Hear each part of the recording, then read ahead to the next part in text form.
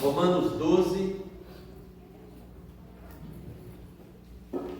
versos 1 e 2.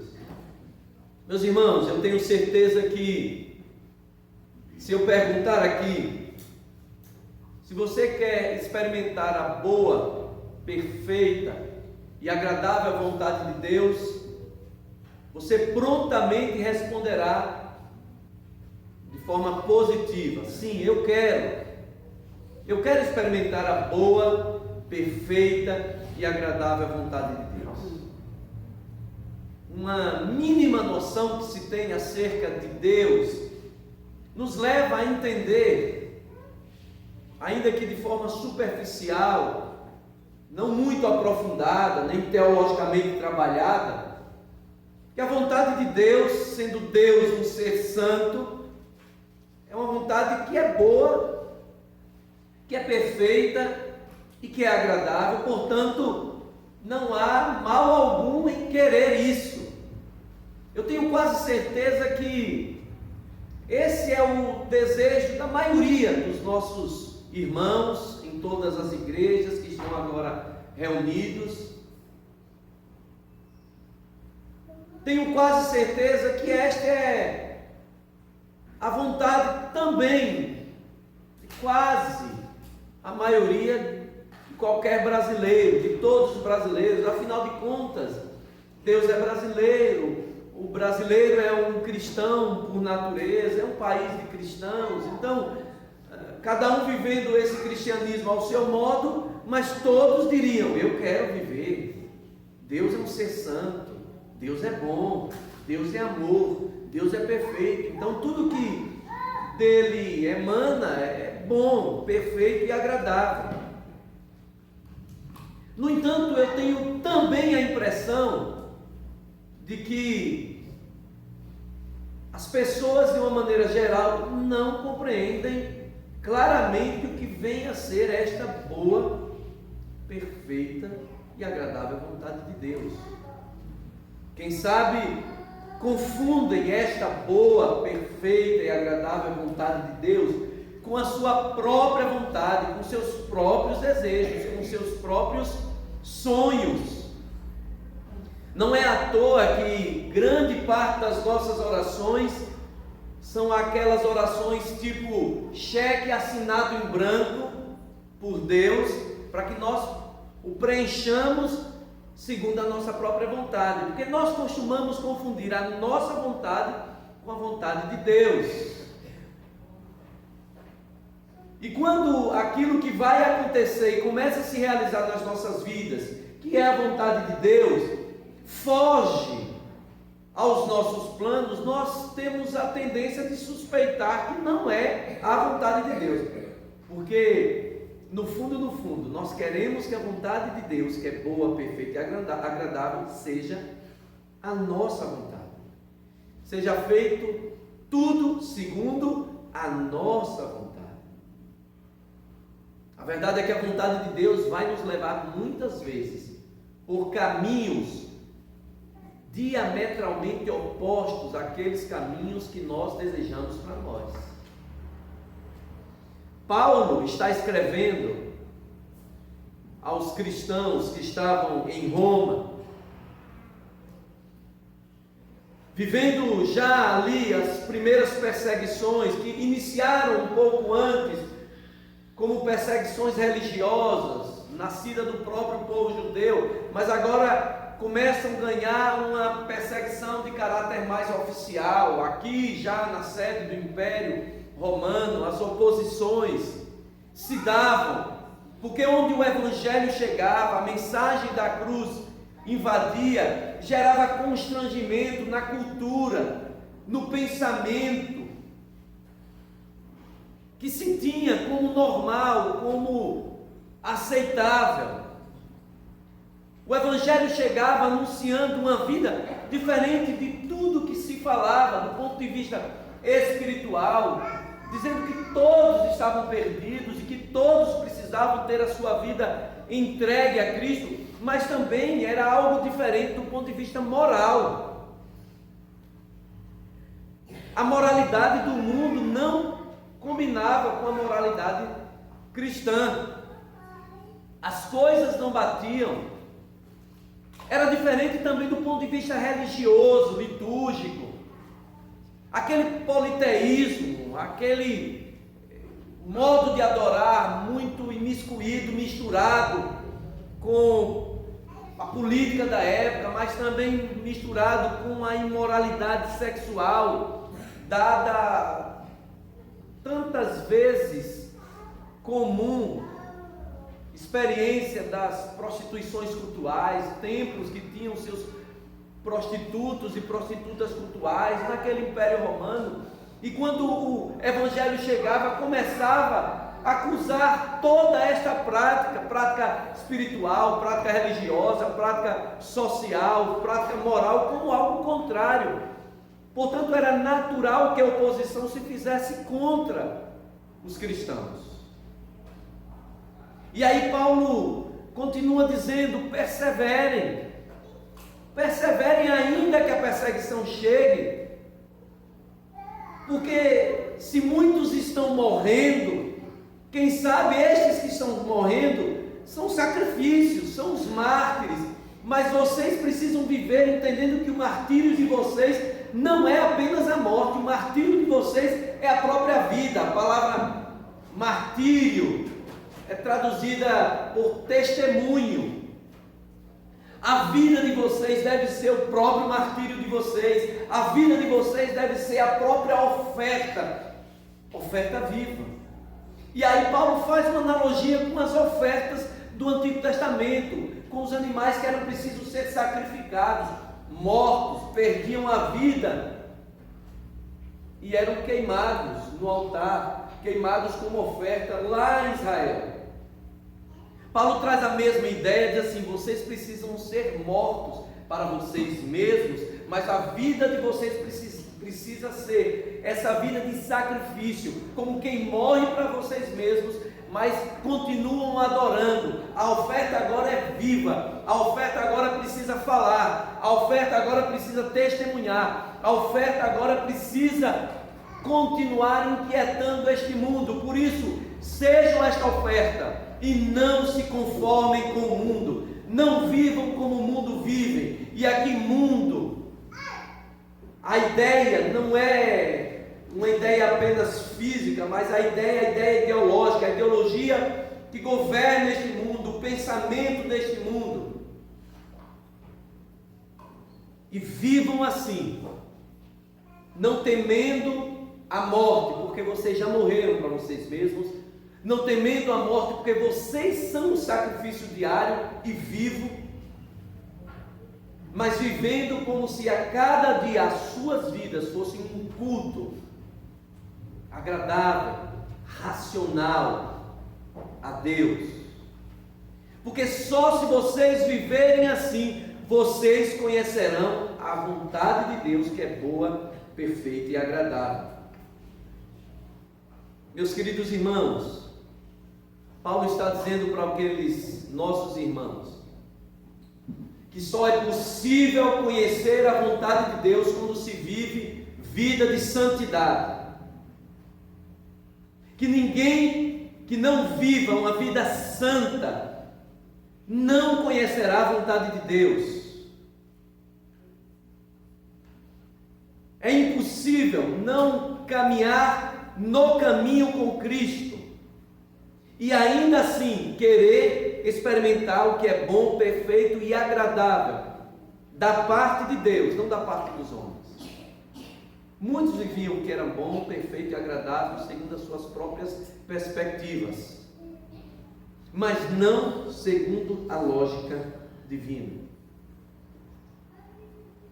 Não há, portanto, a vontade de Deus na minha vida e na sua vida quando não há abnegação. Só uma vida abnegada é que vai experimentar a vontade de Deus. E Paulo fala desta abnegação quando diz: então vivam morrendo para si mesmos, vivam como oferta. A oferta é aquela que era morta, o sacrifício era aquele que era imolado, perdia a própria vida para se oferecer a Deus. A abnegação é não viver mais para si mesmo, não viver mais para as suas tendências, para os seus desejos pecaminosos, para as suas inclinações, para o seu próprio desejo, para a sua própria glória. A ideia de um ser abnegado, de uma oferta viva abnegada, de alguém que vive em santidade, é alguém que tem somente a Deus como objeto do seu culto. Não é o seu eu o objeto do seu culto. Meus irmãos, culto, quando eu falo deste momento. Cada ato que aqui prestamos é ato de culto. Agora preste atenção no que eu vou dizer. Se há vaidade naquilo que fazemos, por melhor que seja feito aquilo que estamos fazendo, ali não há culto. Nós costumamos olhar para algumas denominações mais contemporâneas, mais modernas, e você chega e você de fato pensa que está num show. Parece um show. Fumaça, luzes, som muito bem afinado. Parece um show. Você diz assim: isso não é culto, isso é um show. Eu não sei. Se eu analisar só o externo, quem sabe eu diria isso. Mas também o fato de estarmos cultuando a Deus de uma forma liturgicamente tradicional não significa que necessariamente estamos dando culto ao Senhor. Você deve ter uma certa experiência para perceber quando há vaidade naquilo que estamos fazendo. Eu consigo perceber isso. Quando aquilo que se faz no altar não é culto, é vaidade. Quando se briga por espaços, e não para dar glória a Deus nem servir, mas se briga por espaços e oportunidades para aparecer. Você consegue perceber? Eu consigo perceber. Que ali é vaidade pura. Por melhor que seja, não é culto. Não é culto. Mas se nós conseguimos perceber isso, imagina Deus no céu recebendo aparentemente aquilo que está sendo oferecido para Ele. Não está sendo. Quando há vaidade na vida, seja no ato cultico público ou nas ações cotidianas, que também são ações culticas, ali não é culto, ali não chega a Deus, aqui não passa do teto, porque quando há vaidade, não há culto. Só há culto quando há abnegação. Só há vida de santidade quando a oferta é morta no altar. Não há culto racional. Não há santidade também quando não há obediência. É só a vontade de Deus que deve ser obedecida. O apóstolo Paulo diz que este culto seja um culto racional, lógico, logia. Não é um culto segundo a minha própria vontade. Não é um culto segundo o meu próprio desejo.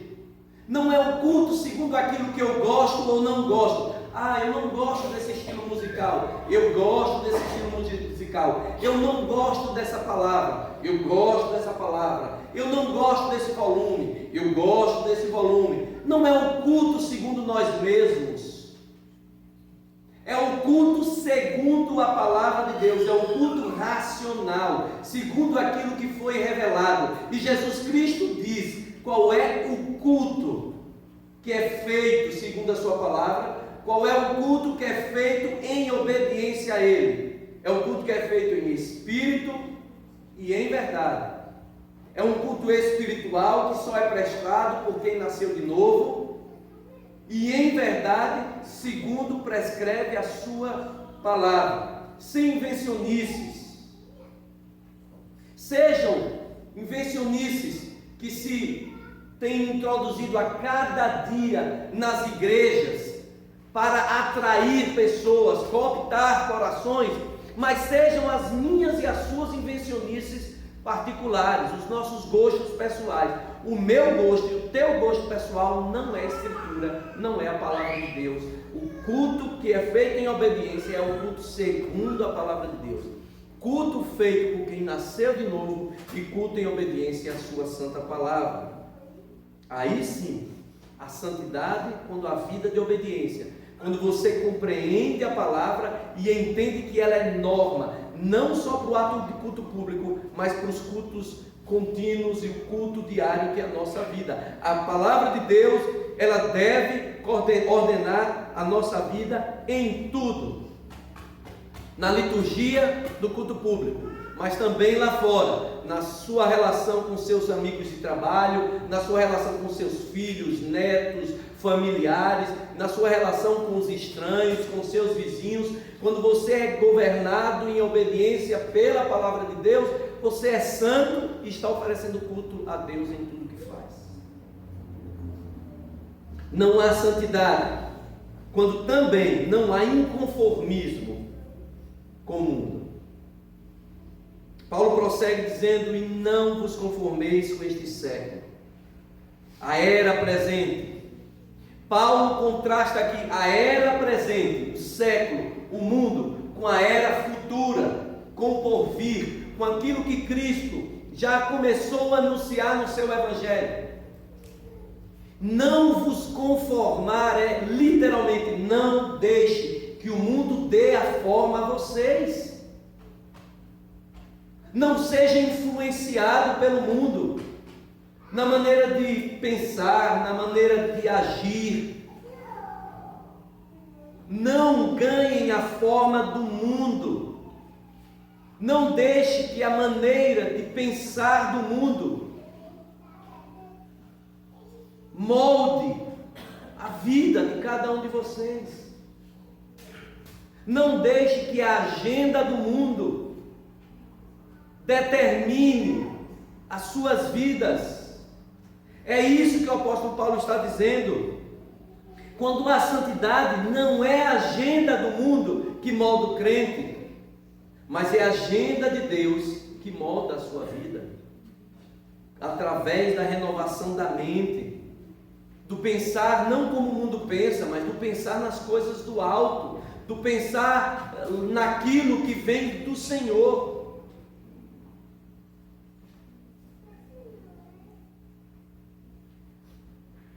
Ter a mente voltada para o Senhor, ter o desejo voltado para o Senhor, ter as inclinações voltadas para o Senhor, não para as coisas do mundo. É triste perceber um crente ou que se diz crente, que pensa como o mundo pensa, que fala, que da sua boca saem palavras torpes, que não sabe se comunicar sem ser para falar mal de alguém, ou para falar palavras que são inúteis.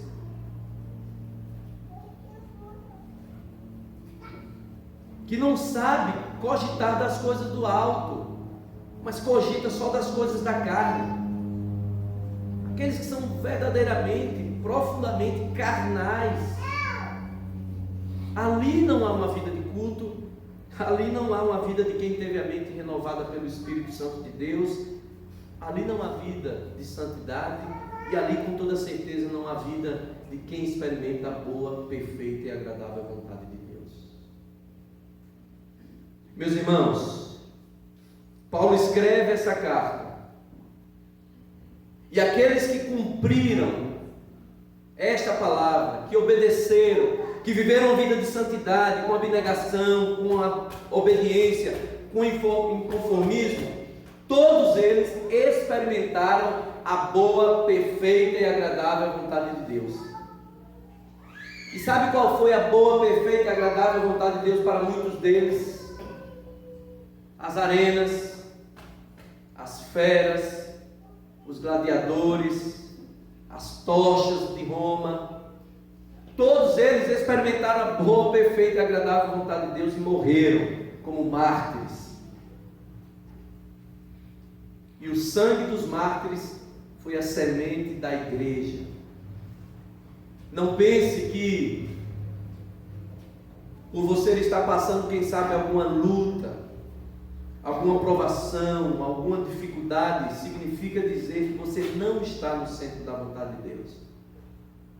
Muito provavelmente você está passando tudo isso porque está na vontade de Deus.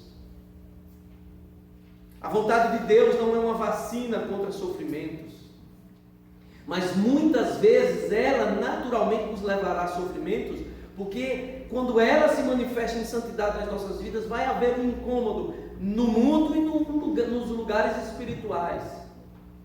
Mas ainda assim vale a pena perseverar. Ainda assim vale a pena viver em santidade. Ainda que venham as feras, ainda que venham os gladiadores, ainda que venham as tochas, vale a pena, porque a vontade de Deus, que é boa, perfeita e agradável, ela não nos garante coisas para esta vida apenas, ainda que aqui Deus possa nos fazer experimentar uma porção ainda que reduzida da sua graça e da sua glória. A vontade boa, perfeita e agradável de Deus já nos garante algo para a eternidade, para o lugar que nós devemos estar olhando, porque nós não somos deste mundo.